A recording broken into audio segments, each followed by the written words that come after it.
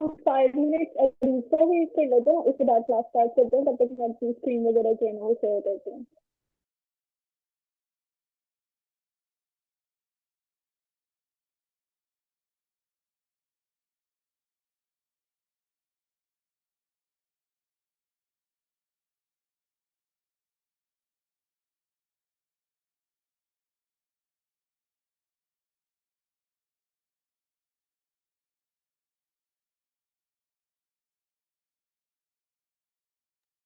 अच्छा, अरुचि आ गई है क्लास में। सबसे पहले हम जो है ना प्रीवियस लेक्चर्स जो है ना अपने वो थोड़े से रिवाइज कर लेते हैं, वो देख लेते हैं। उसके बाद जो है हम आज का टॉपिक स्टार्ट करेंगे जो कि है रेंडमाइजेशन। तो रिवाइज करवा सकते हैं जो हमने प्रीवियसली चीजें पढ़ी हैं।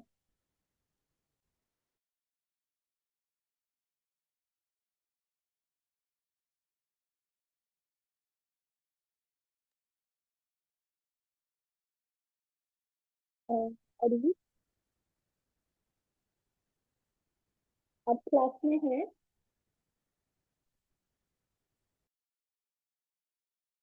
अरुण,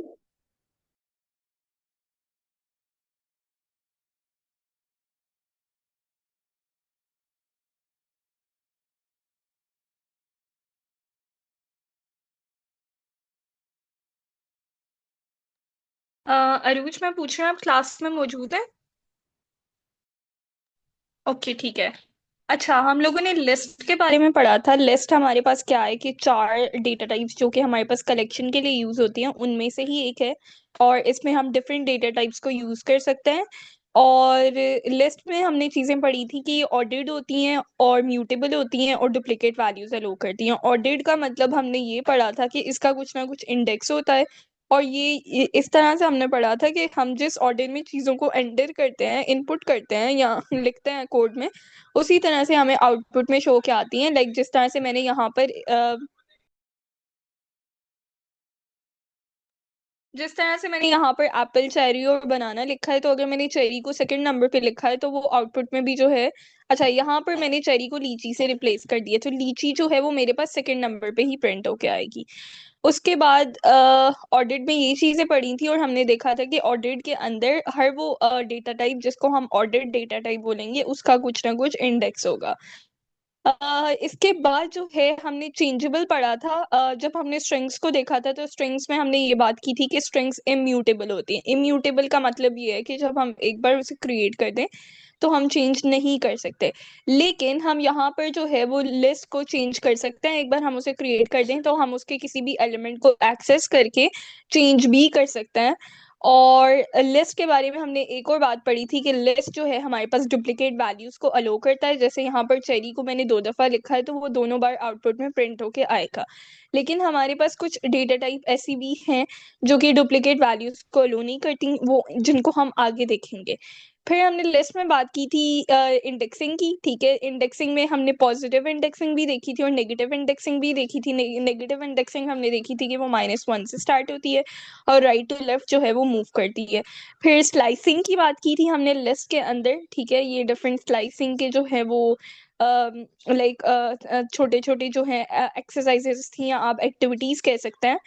इसके बाद हमने बात की थी कि हम लिस्ट के अंदर जो है वो एक आइटम को भी चेंज कर सकते हैं। और जो है हम एक ही टाइम पे 2-3 आइटम्स भी असाइन करके उनको भी चेंज कर सकते हैं। ठीक है। और इसके अलावा एक और चीज ये थी कि हम स्लाइसिंग के थ्रू ये कॉन्सेप्ट लाइक ये काम जो है हम स्लाइसिंग के थ्रू करते हैं जब हम रेंज ऑफ एलिमेंट्स को चेंज करना चाहते हैं या रेंज ऑफ आइटम्स को चेंज करना चाहते हैं।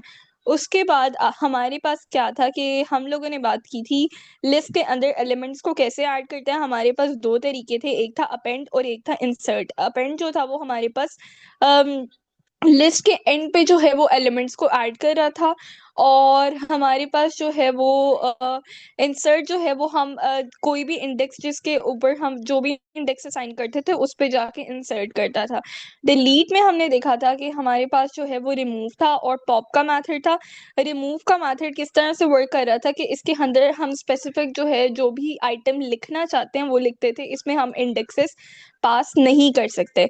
अगर मैं इसको पॉप वाले को जो है वो कर दूं, कमेंट आउट कर दूं, और यहाँ पर मैं कुछ इस तरह से करूँ कि मैं रिमूव करना चाहती हूँ इंडेक्स नंबर 1 को, तो वो मुझे एरर दे देगा। इसको रन करके भी देख लेते हैं। यहाँ पर मेरे पास जो है वो एरर आ जाएगा। ठीक है, लिस्ट के रिमूव वाले मेथड के अंदर हम सिर्फ और सिर्फ आइटम का नाम पास कर सकते हैं।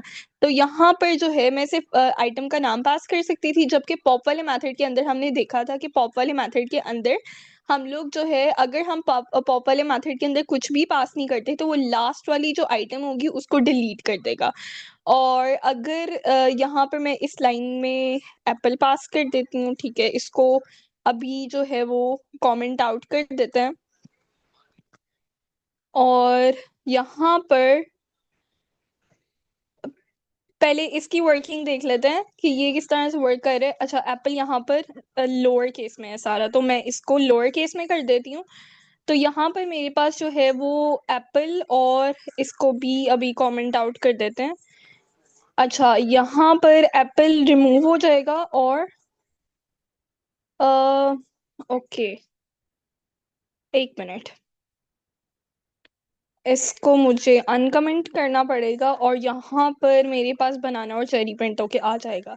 अच्छा, उसके बाद हम ये रिमूव वाली लाइन जो है इसको पूरे की पूरी लाइन को जो है वो कमेंट आउट कर देते हैं, और ये वाली जो है वो अनकमेंट कर देते हैं।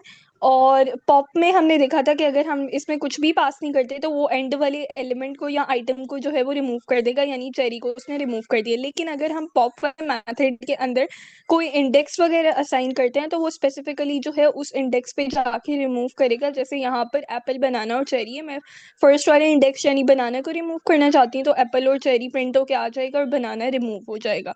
फिर हमने डिलीट की बात की थी। डिलीट में हम क्या कर रहे थे कि स्पेसिफिक इंडेक्स को भी डिलीट कर सकते हैं, ठीक है। और इसके अलावा अगर हम पूरी की पूरी लिस्ट के वेरिएबल का नाम डिलीट के साथ लिख देते हैं तो उस केस में वो हमारे पास पूरी की पूरी लिस्ट ही डिलीट कर देता था और आउटपुट में कुछ भी नहीं देता था। यहाँ पर उसने एप्पल और चेरी दे दिया और फर्स्ट वाले इंडेक्स बनाना को डिलीट कर दिया। क्लेयर की बात की थी। क्लेयर में हमारे पास क्या था कि वो सारी की सारी लिस्ट की आइटम्स को डिलीट कर रहा था और एम्प्टी लिस्ट जो है हमारे पास रिटर्न करवा रहा था। फिर उसके बाद हमने लिस्ट के ऊपर जो है वो आइटरेशन की बात की थी कि लिस्ट के ऊपर हम किस तरह से फॉर लूप लगा सकते हैं, जिस तरह से स्ट्रिंग्स के ऊपर लगाते हैं सेम एज इट इज हम लिस्ट के ऊपर लगाते हैं। लिस्ट का नेम लिखते हैं और लाइक लिस्ट के वेरिएबल का नेम लिखते हैं। फॉर लूप के अंदर एक आइटरेटर, यानी वो वेरिएबल जो आइटरेट करेगा, और उसके बाद जो है हम हाँ, अंदर प्रिंट स्टेटमेंट पास करते हैं तो हमारे पास एप्पल, बनाना, चेरी प्रिंट होके आ जाएगा। ये पॉइंट क्लियर है यहाँ तक? जी आप भी। ओके। आज जो हमारा टॉपिक है वो है रेंडमाइजेशन। ये बहुत इंपॉर्टेंट टॉपिक है क्योंकि आप जो भी अभी प्रोजेक्ट्स डेवलप कर रहे होंगे, है तो बहुत छोटा टॉपिक है लेकिन इतना इंपॉर्टेंट है कि आप जो भी प्रोजेक्ट्स डेवलप कर रहे होंगे उनमें आपको कहीं ना कहीं ये चीजें फेस करने को मिलेंगी। तो रेंडमाइजेशन जो है, रेंडमाइजेशन का थोड़ा सा इंट्रोडक्शन ले लेते हैं। हमारी लाइफ में, डेली लाइफ में बहुत सी चीजें ऐसी हैं जो बहुत रेंडमली होती हैं, ठीक है। फॉर एग्जाम्पल, आपने कोई कॉइन टॉस किया, तो उस कॉइन में जो है एक हेड साइड होती है, एक टेल साइड, दोनों में से किसी का भी आने का चांस होता है। इसमें कोई प्रिडिक्टेबिलिटी नहीं है कि आपने जो है कॉइन टॉस करेंगे तो इस टाइम पे यही आएगा। इसके अलावा जो है अगर हम रेंडमाइजेशन की बात करें तो हमारे पास जो है लाइक डिफरेंट चीजें हो सकती हैं। आप पेंट एक कैनवस पे जो है पेंट स्प्लैश करते हैं डिफरेंट तरीके से, और आपके पास एक रैंडम जो है वो एब्स्ट्रैक्ट टाइप की जो है पेंटिंग बन के आ जाती है। तो ये भी रेंडमाइजेशन की एग्जांपल है। लेकिन जब हम कंप्यूटर सिस्टम्स की बात करते हैं तो कंप्यूटर के अंदर जो है हर चीज डिटर्मिनिस्टिक है। डिटर्मिनिस्टिक कहने का मतलब ये है कि हर चीज पहले से प्रिडिक्ट हुई हुई है। लाइक अगर आपने सम करवाना है तो आप दो वेरिएबल्स को ऐड करेंगे, दो वेरिएबल्स के अंदर पड़ी हुई वैल्यू को, तो वो सम करेगा, ठीक है। लेकिन यहाँ पर मैं आपको थोड़ी सी ना, थोड़ा सा सोचने के लिए टाइम देती हूँ।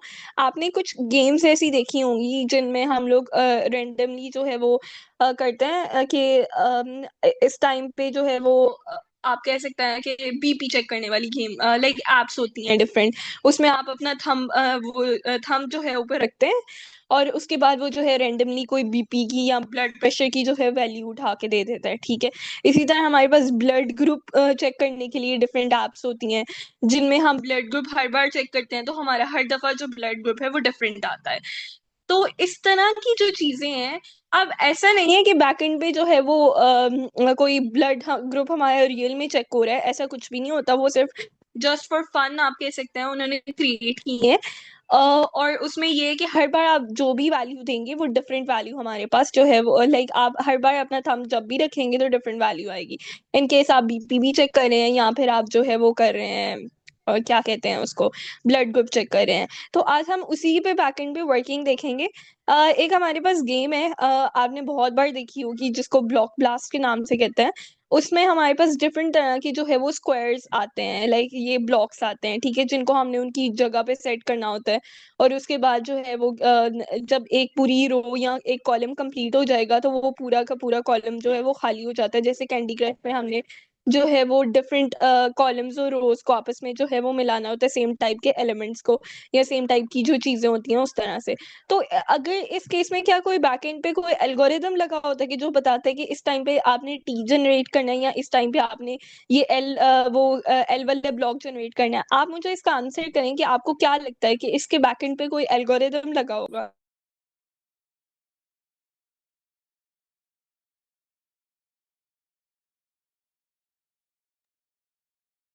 अम, कोई मुझे बता सकता है कि आपको क्या लगता है कि ये बैकएंड पे किस तरह से वर्क कर रहा होगा, कि कोई टी है हमारे पास, वो ये वाला ब्लॉक इस टाइम पे आएगा या ये वाला ब्लॉक इस टाइम पे आएगा। अम, आपको आपके जहन में क्या है कि इस तरह की गेम्स में कैसे वर्किंग होती होगी।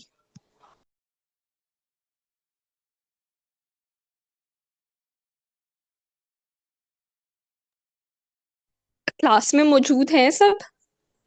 जी आप ही अभी समझ नहीं आ रही। देखिए, लाइक आपने ये गेम खेली है कभी। अभी छोटे होते खेलते थे, अब तो नहीं। जी जी। तो इसमें आपको क्या लगता है कि हर बार डिफरेंट शेप का ब्लॉक आता है हमारे पास, ठीक है, जिस ब्लॉक को उठा के हमने उसकी जगह पे सेट करना है। तो आपको क्या लगता है इसके पीछे कोई बैकएंड पे वर्किंग है, क्योंकि कंप्यूटर्स तो प्रिडिक्टेबल होते हैं ना, कि हमने बैकएंड पे कोई लॉजिक लगाया होता है। तो क्या इसके बैकएंड पे भी कोई लॉजिक लगा हुआ है कि इस टाइम पे ये ब्लॉक जनरेट होके आएगा, इस टाइम पे ये ब्लॉक निकल के आएगा, इसके बारे में कोई लॉजिक है। मेरा ये सवाल है कि आपको क्या लगता है कि इसके बारे में कोई लॉजिक है कि नहीं।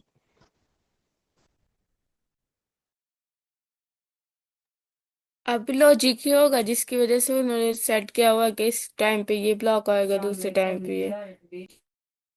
अच्छा, अगर मेरा एक और सवाल है कि फिर तो हर कोई ये गेम जीत सकता है ना आराम से, जैसे हमारे पास लाइक आप कह सकते हैं कि दो प्लेयर्स खेल रहे हैं, जैसे हाँ, जैसे गेम होती है सॉस, उसमें दो प्ले या आप टिक टैक टो गेम खेलते हैं, टिक क्रॉस गेम खेलते हैं, ठीक है। तो उसके अंदर जो है आपके पास आप कह लें कि हमारे पास 9 ही बॉक्सेस हैं, ठीक है। और उसमें ये होता है कि जो पहले स्टार्ट करेगा वो पहले जीत सकता है, या इस तरह से लॉजिक बना सकते हैं कि सॉस वाली गेम भी होती है, उसमें भी जो है वो जो पहले स्टार्ट करेगा, कुछ इस तरह की गेम्स होती हैं जिनमें जो बंदा पहले स्टार्ट करेगा वो जीत जाता है। लेकिन इस तरह के अगर हम गेम्स देखें तो इनमें ऐसा नहीं होता, इसमें बहुत रेंडमली जो है हमारे पास ब्लॉक्स आ रहे होते हैं। तो अगर इस तरह का कोई लॉजिक निकल आए तो फिर तो गेम जीतना बहुत आसान है। तो ये मतलब फिर तो हर कोई इस गेम को जीत जाए, लेकिन ऐसा क्यों नहीं है, ठीक है, इन द एंड आपको किसी ना किसी पॉइंट पे हारना पड़ता है। तो मतलब इसके बैकएंड पे तो कोई एल्गोरिदम वर्क कर ही नहीं सकता, ये ऑब्वियसली सी बात है। अच्छा, ये बहुत इंटरेस्टिंग चीज है रेंडमाइजेशन का जो कॉन्सेप्ट है। रेंडमाइजेशन का कॉन्सेप्ट देखने से पहले जो है हम लोग चलते हैं यहाँ पर मर्सीन ट्विस्टर। जो रेंडमाइजेशन है ना, लाइक हमारे पास पाइथन के अंदर भी रैंडम नंबर्स जनरेट करने के लिए एक पूरा मॉड्यूल है। अगर मैं मॉड्यूल की बात करूं तो मॉड्यूल आप इसी तरह से कह सकते हैं कि हमारे पास जो है पाइथन में एक बिल्ट इन कोड है पूरा रैंडम नंबर जनरेट करने के लिए। वो हमें कोई भी रैंडम नंबर जो है वो जनरेट करके दे देगा, जितनी बार भी हम उस रैंडम नंबर को के मॉड्यूल को जो है इंपोर्ट करके रन करेंगे तो वो हमारे पास हर दफा जो है उसका आउटपुट डिफरेंट आएगा। लेकिन सवाल ये पैदा होता है कि इसके पीछे भी कोई ना कोई वर्किंग हो रही होगी। तो रैंडम नंबर जनरेटर के पीछे जो वर्किंग है ना, वो आप इस आर्टिकल से पढ़ सकते हैं। यहाँ पर हमारे पास ना बहुत लंबा कोड है, अगर मैं इसको पढ़ने जाऊँ तो बहुत ज्यादा मैथ्स में हमें जाना पड़ेगा कि ये किस तरह से जो है हम इसकी बैक एंड वर्किंग कैसे है, अगर कोई पढ़ना चाहता है कि रैंडम नंबर जनरेट कैसे हो रहे हैं। अगर मैं यहाँ पर भी आपको दिखा दूँ, ये एक आम इंसान जो है वो लाइक हम जैसे लोग इसको समझना भी हमें बहुत ज्यादा मुश्किल लगेगी। समझ तो आप सकते हैं लेकिन बहुत प्रॉब्लम आएगी। तो इसका जो बेस्ट तरीका है ना वो यही है कि हम लोगों ने ये नहीं देखना कि रैंडम नंबर जनरेट कैसे होता है। हमारा कंसर्न सिर्फ ये है कि हम रैंडम नंबर हमने जनरेट करवाने हैं, ठीक है। अब जनरेट कैसे करवाने हैं, हमारे पास पाइथन के अंदर मॉड्यूल होता है रैंडम नाम से। आप कह सकते हैं पाइथन की एक बिल्ट इन जो है वो फाइल है जिसके अंदर रैंडम नंबर जनरेट करने का बहुत लंबा कोड लिखा हुआ है। और वो कोड की जो लॉजिक है वो इस आर्टिकल में जो है आपको मिल जाएगी, ये मैं आर्टिकल आपको जो है वो ग्रुप में प्रोवाइड कर दूंगी। अब इसमें क्या होता है, नॉर्मली 1 मिनट दीजिएगा।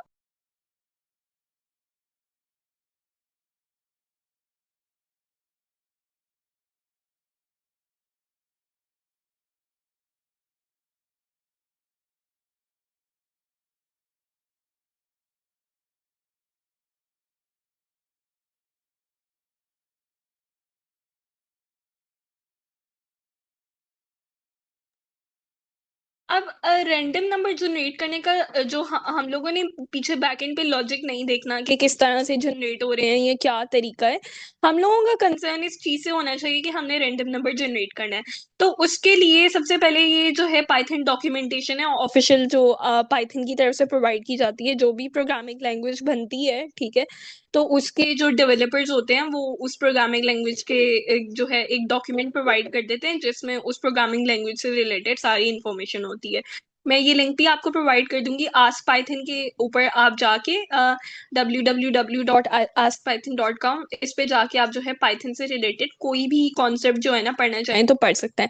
इसमें हमारे पास ना डिफरेंट जो है रैंडम नंबर्स जनरेट करने के लिए जो है वो फंक्शंस गिवन है। एक सीड का फंक्शन है, ठीक है। फिर गेट स्टेट स्टेट ऑब्जेक्ट, ये सारी चीजें। लेकिन इनमें से जो हम यूज कर रहे होंगे आज वो सिर्फ 3 ही होंगे। और आहिस्ता आहिस्ता जो है इन बाकियों को भी कवर कर रहे होंगे। मतलब एक साथ जो है आप हो सकता है कि आप एक टाइम पे जो है सारी चीजें ना कवर कर पाए। तो हम वही चीजें कवर करेंगे जो कि एज अ बिगिनर आपको सीखनी चाहिए। तो यहाँ पर चलते हैं। सबसे पहले आपने क्या करना है, इम्पोर्ट का कीवर्ड मैंने आपको बताया था। कोई भी मॉड्यूल जब हम इंपोर्ट करना चाहें तो हम इंपोर्ट लिखते हैं, ठीक है। और उसके आगे हमने रैंडम लिखना है। अच्छा, मेरा सवाल यहाँ पर ये है कि इंपोर्ट हम पहले कहाँ पर यूज कर चुके हैं, अगर आपको याद हो पुरानी क्लासेस में।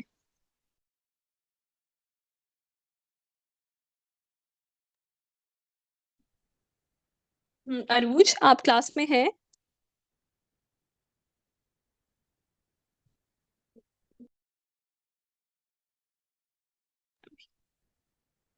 अरूज, ओके।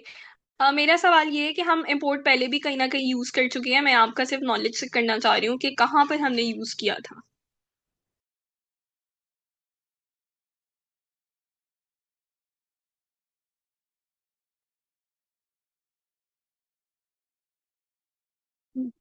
चार्ट में रिप्लाई कर सकती हैं आप अगर इन केस। अच्छा, आपको याद है हमने कीवर्ड्स पढ़े थे तो वहां पर जो है वो इंपोर्ट कीवर्ड किया था। कीवर्ड का मॉड्यूल हमने जो है वो इंपोर्ट किया था। तो ये चीजें आपने याद रखनी है। अब आपका जो है वो आप कह सकते हैं एक फाइनल फेज स्टार्ट होगी जिसमें मैं आपका नॉलेज भी साथ साथ चेक करती रहूंगी कि आपको कितनी चीजें याद रहती हैं। तो यहाँ पर इंपोर्ट रैंडम मैंने लिखा है। रैंडम एक मॉड्यूल है जिसको इंपोर्ट किया, उसके बाद मैंने एक वेरिएबल ले लिए रैंडम इंटीजर, और उसके अंदर जो है मैंने पहले रैंडम लिखा है। अब ये जो रैंडम है ये कौन सा रैंडम है, ये वाला रैंडम है जो मॉड्यूल वाला रैंडम है। हमने जब भी कोई मॉड्यूल जो है वो इंपोर्ट करते हैं तो उसके ऊपर कोई भी फंक्शन लगाना हो तो पहले हम जो है वो उस मॉड्यूल का नाम लिखते हैं, फिर डॉट लिखते हैं, फिर आगे जो है हमारे पास वो फंक्शन जो है वो आएगा।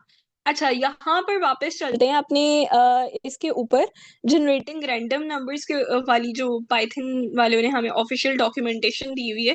इसमें हमारे पास पहला जो फंक्शन है, लाइक पहला तो नहीं कह सकते इसको, रेंड इंट के नाम से जो है हमारे पास पहला मेथड है। इसके अंदर क्या है कि ए और बी दो वेरिएबल्स हैं। ए हमारे पास स्पेसिफाई करेगा कि आपने रैंडम नंबर कहाँ से जनरेट करवाना स्टार्ट करने हैं, और बी हमारे पास स्पेसिफाई करेगा कि आपने रैंडम नंबर्स कहाँ पर एंड करने हैं। अच्छा, अब ये जो है हमारे पास रैंड इंट का जो फंक्शन है ना, वो सिर्फ और सिर्फ हमें देगा इंटीजर्स देगा। अम, और इसमें जो है हमारे पास यहाँ पर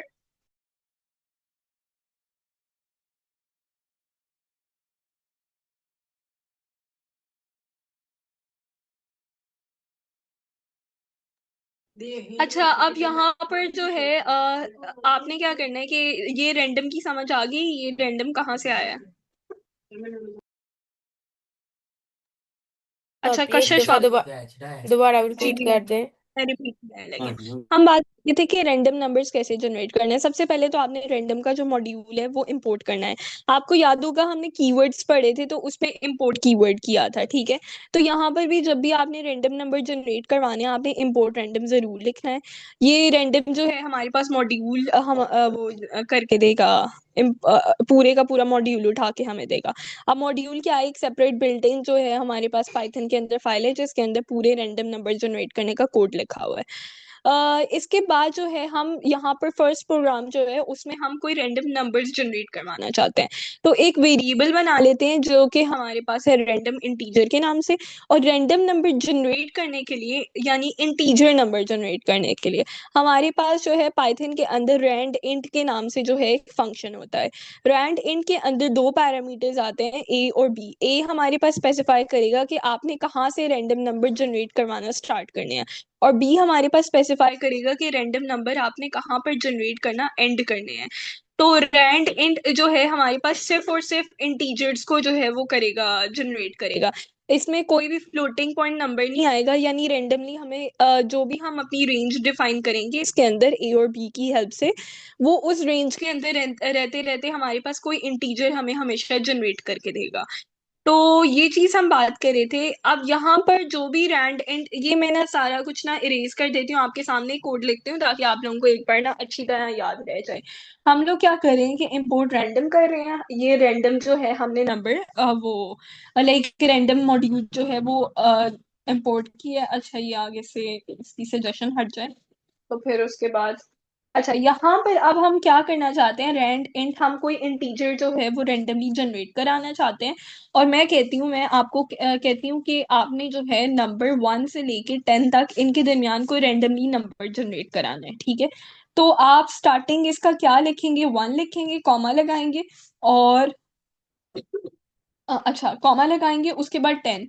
अच्छा, इंपॉर्टेंट चीज यहाँ पर ये है कि ये 1 से लेके 10 तक कोई भी नंबर रेंडमली जनरेट करके दे सकता है, लेकिन एक ही इंटीजर जनरेट करके देगा। और दूसरी चीज ये है कि जब हम स्लाइसिंग की बात करते हैं तो स्लाइसिंग में हम कहते हैं कि एंड वाला इंडेक्स इंक्लूड नहीं है। लेकिन यहाँ पर रैंड इंट के अंदर हम जो भी नंबर्स पास पास करेंगे वो सारे के सारे इंक्लूडेड हैं। लाइक अगर वो कोई रेंडमली नंबर जनरेट कर रहा है तो वो 1 भी हो सकता है, वो 10 भी हो सकता है, और इनके दरमियान भी कुछ ना कुछ हो सकता है। तो ये पॉइंट क्लियर है आप लोगों को? जी आपकी। उसने नंबर तो जनरेट कर दिया, लेकिन ये जो फंक्शन है रेंडेंट, ये वैल्यू किसको रिटर्न करेगा? कोई ना कोई वेरिएबल भी तो हमारे पास होना चाहिए ना, जिसको वो वैल्यू रिटर्न करे। जैसे इनपुट का फंक्शन है, तो हम उसकी वैल्यू किसी वेरिएबल के अंदर स्टोर करवाते थे, और फिर जब हमने यूजर का दिया हुआ इनपुट आउटपुट करवाना होता था तो हम उस वेरिएबल को आउटपुट कराते थे। ऐसा ही है कशिश? जी आपकी। यहाँ पर वही चीज कर रहे होंगे। यहाँ पर हम क्या करते हैं कि मैं एक वेरिएबल बना लेती हूँ रेंडम इंटीजर के नाम से, और जो है इक्वल कर देती हूँ, ठीक है।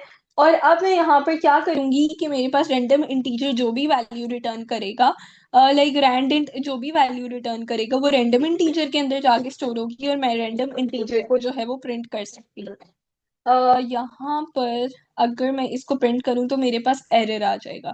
एरर मैं आप लोगों को बता देती हूँ क्यों आ रहा है। जब भी हम कोई की मॉड्यूल इंपोर्ट कर रहे होते हैं ना, तो उस मॉड्यूल के ऊपर कोई फंक्शन लगाना चाहते हैं ना, रेंडेंट हमारे पास एक फंक्शन है। तो सबसे पहले हम उस मॉड्यूल का नाम लिखते हैं रेंडम, फिर डॉट लिखेंगे, ठीक है, और फिर वो जो फंक्शन लगाएंगे। ये पॉइंट क्लियर है आपको? जी आपी। यानी इस मॉड्यूल के अंदर जो फंक्शन वर्क कर रहे हैं वो तभी वर्क करेंगे जब हम उसको पहले मॉड्यूल का नाम लिखेंगे, और फिर जो है एक्सेस ऑपरेटर, ये डॉट का ऑपरेटर जो है एक्सेस ऑपरेटर है। तो इस केस में उसने मुझे रेंडमली जो है एक नंबर जनरेट करके दे दिया 1 और 10 में से, जो कि है 5। अगर मैं दोबारा इसको रन करती हूँ तो अब रेंडमली मेरे पास 6 जनरेट होके आ गया। दोबारा रन करूंगी 7 आ जाएगा, ठीक है। इसी तरह 3 आ सकता है। इसमें ये कोई नहीं है कि हर बार रन करने पे शायद वो 5 है, 6 है, 7 है तो फिर अगली बार 8 दे देगा, ऐसा नहीं है। रेंडमली कुछ भी आ सकता है, ठीक है। आप 2 दे दिए, फिर उसके बाद उसने मुझे 9 दे दिए, और फिर जो है उसने मुझे 5 दे दिए। कुछ भी रेंडमली नंबर जो है मेरे पास आ सकता है। उसके बाद हमने बात की थी कि ब्लड प्रेशर वाली एप्स होती हैं जो कि हमें बेवकूफ़ बना रही होती हैं, इन शॉर्ट। तो उसका भी देख लेते हैं कैसे वर्क कर रहा है, ठीक है। फॉर एग्जाम्पल मैं यहाँ पर दोबारा से इम्पोर्ट रैंडम करती हूँ, और यहाँ पर हम जो है यूज़र है वो अपना थंब रखेगा, और वो ब्लड प्रेशर वाली जो ऐप है उसे कोई नंबर उठा के दे देगी, और वो यूज़र यही समझेगा कि ये जो है वो हमारे पास क्या कहते हैं उसको, वो है अब मेरा ब्लड प्रेशर है। लेकिन ऐसा नहीं होता। तो ये आपने थोड़ी होशियारी से भी बचना है इन एप्स की। और यहाँ पर मैं क्या करूँगी कि मैं यहाँ पर जो है वो अब एक नया फंक्शन लगाऊंगी। रैंडम डॉट लिख लेते हैं। नया फंक्शन क्या है मेरे पास, चलें इसमें नहीं लगाते, हम किसी और चीज़ में लगा लेंगे। ब्लड प्रेशर की जो है हम लोग कह लेते हैं कि रेंड इंट रख लेते हैं, ठीक है। और इसके अंदर जो है मैं अभी के लिए कुछ भी पास नहीं करती, और इसमें जो है मैं प्रिंट करवा दूंगी। हम एक फॉर्मेटेड स्ट्रिंग यूज करेंगे। किसी को याद है फॉर्मेटेड स्ट्रिंग्स हम किस तरह से करते थे?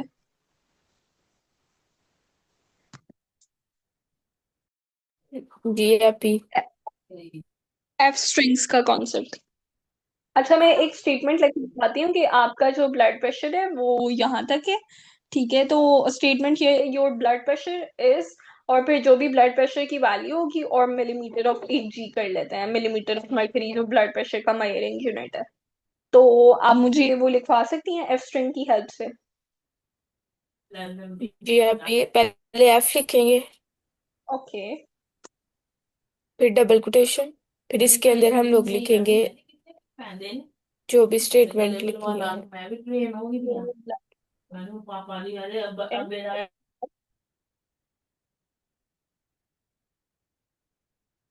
उसके पे बाद हम लोग ब्लड प्रेशर। हाँ, एक मिनट, मैंने यहाँ पर मिस्टेक कर, हाँ ये क्या हुआ है, जूम प्रो तो, एक मिनट। ओके, चले। वैसे ये एंड तो नहीं होना चाहिए था अभी तो।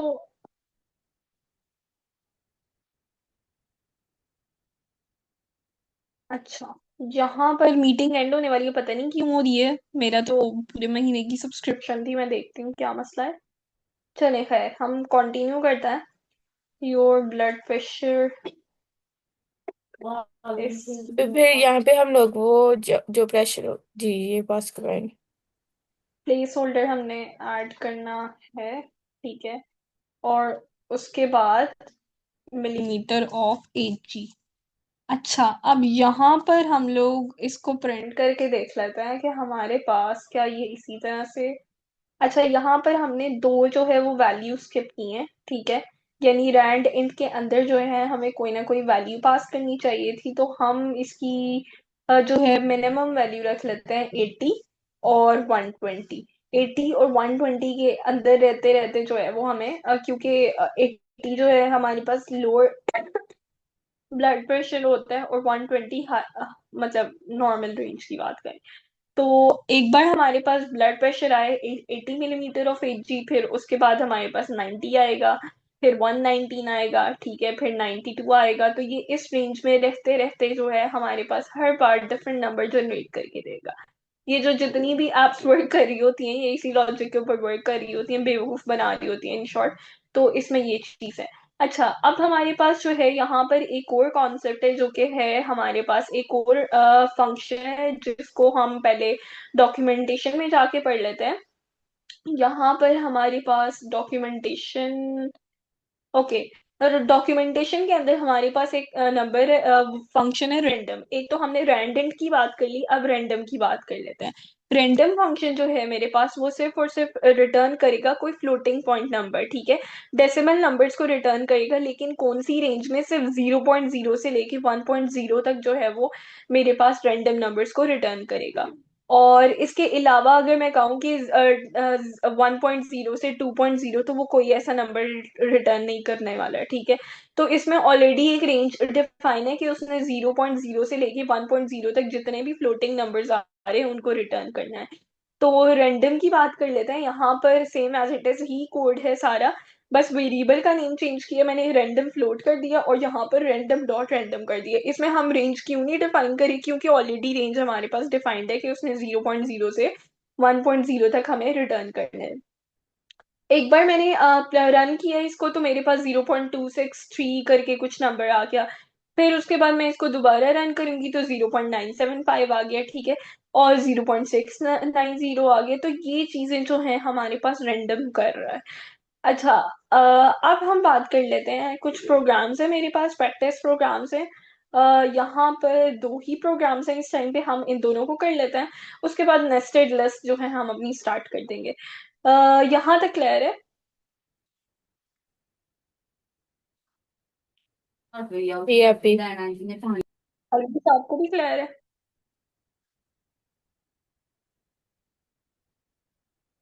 अरूज, ओके, चलिए ठीक है, हम कंटिन्यू करते हैं। अरूज आप चैट में रिप्लाई कर दें इन केस अगर आप रिप्लाई नहीं कर सकती। सबसे पहले हमारे पास पहला प्रोग्राम है हेड और टेल। हेड और टेल की इंस्ट्रक्शंस पढ़ लेते हैं। अरूज, कशिश आप इसे रीड कर दें।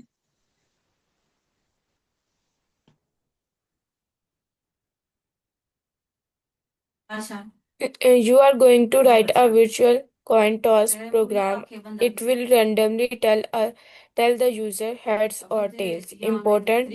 The first letter should be capitalized and spelled exactly like in the example.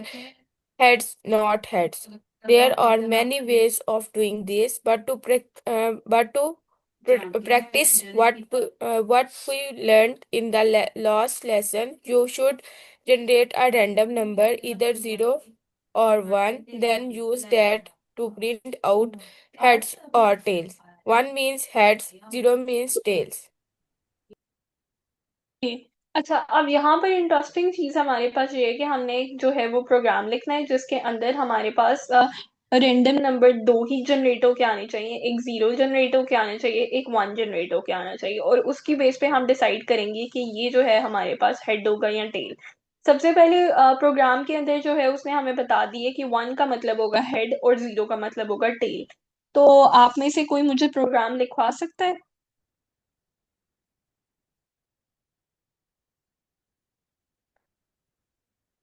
कशिश, आप लिखवा सकती हैं? इन केस अगर आप रिप्लाई नहीं कर सकते हो तो आप चैट में रिप्लाई कर दें, साथ साथ मैं आपकी चैट रीड करती जाती हूँ और जो आप इंस्ट्रक्शंस देंगे हम उसके अकॉर्डिंग जो है वो कर लेंगे। तो इसमें सबसे पहले कॉन्सेप्ट यही है कि हम लोगों ने कोई, जी जी कशिश आप कुछ कह रही हैं? जी अभी सबसे पहले हम लोग इंपोर्ट करवाएंगे रैंडम को। ओके, उसके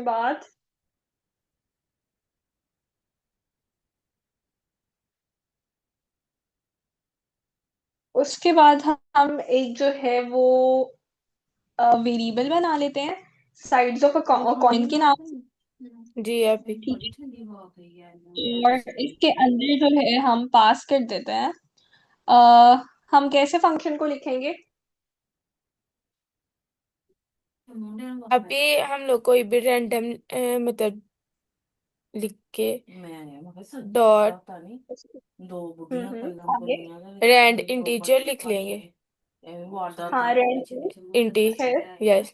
फिर हम लोग कह सकते हैं कि 0 या 1 इस तरह के। अच्छा, इसमें हम कौन से पैरामीटर्स पास करेंगे, क्योंकि हमारे पास दो ही नंबर प्रिंट होके आने चाहिए जो प्रोग्राम की रिक्वायरमेंट है कि या तो 0 आना चाहिए या 1 आना चाहिए। तो इस केस में हम क्या पैरामीटर्स इसको पास कर सकते हैं? स्टार्टिंग क्या पास कर सकते हैं, एंडिंग क्या पास कर सकते हैं? स्टार्टिंग 0 कर सकते हैं और एंडिंग 1 कर सकते हैं। हाँ, और हमने बात की है कि अगर हम इसमें कोई भी पैरामीटर्स पास करते हैं तो स्लाइसिंग की तरह ऐसे नहीं है कि वो एक्सक्लूड हो जाएंगे, वो इसके अंदर इंक्लूड ही रहेंगे। ठीक है। अब मेरे पास जो है साइड्स ऑफ जो भी रैंडम वैल्यू जनरेट करेगा वो साइड्स ऑफ कॉइन के अंदर जाके स्टोर होगी। यहाँ पर अब मैं कंडीशनल स्टेटमेंट लगा सकती हूँ, क्योंकि हमने उस वैल्यू की बेस पे डिसाइड करना है कि इसके अंदर जो है मेरे पास हेड होगा या टेल होगा। ठीक है। तो इस केस में हम कंडीशनल स्टेटमेंट लगा सकते हैं कि इफ साइड्स ऑफ कॉइन, क्या स्टेटमेंट लिख सकते हैं? वैसे इस पॉइंट पे आपको कंडीशनल स्टेटमेंट भी लिखनी आनी चाहिए। आगे इसको कंप्लीट करवाएं जरा।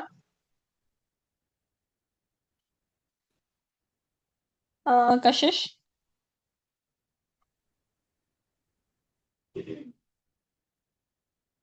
कशिश, मुझे आपकी आवाज नहीं आई। अभी ओके, हम लोग चलिए। जी जी, बोले। अगर साइड्स ऑफ कॉइन इक्वल हो 1 के तो हम 0 के तो हम लोग वो करवा लेंगे हेड को प्रिंट। नहीं नहीं नहीं, नहीं यहाँ पर है टेल्स को जीरो मतलब है। टेल्स को ठीक है। ओके, तो यहाँ पर जो है मैं इसको कर सकती हूँ कि प्रिंट टेल्स के बारे में उसने बात कही है कि आपने फर्स्ट लेटर जो है वो हेड और टेल का जो है वो कैपिटल लिखना है। और जैसे लिखा हुआ है लाइक टेल्स लिखा हुआ है तो हम टेल्स ही लिखेंगे। तो इस केस में हम इसको इस तरह से कर लेते हैं। उसके बाद हम अपनी इफ स्टेटमेंट से दोबारा बाहर आ जाते हैं। अब एल्स स्टेटमेंट में जाते हैं। ठीक है। एल्स इफ कर एलिफ कर लेते हैं, क्योंकि हम लोगों के पास जो है एल्स भी कर सकते हैं वैसे। एल्स कर लेते हैं। और इस केस में हम क्या करेंगे कि प्रिंट करवा दो हेड। हेड को ठीक जी। है। हेड प्रिंट कराना है। और यहाँ पर मैं इसको रन करती हूँ। हमारे पास पहला जो है वो टेल्स आ गए। इसका मतलब ये है कि पहले हमारे पास जो था वो क्या था, 0 था। अच्छा, यहाँ पर जानने के लिए कि कौन सा नंबर जो है वो प्रिंट हो रहा है, तो यहाँ पर हम प्रिंट कर लेते हैं साइड्स ऑफ कॉइन। ठीक है।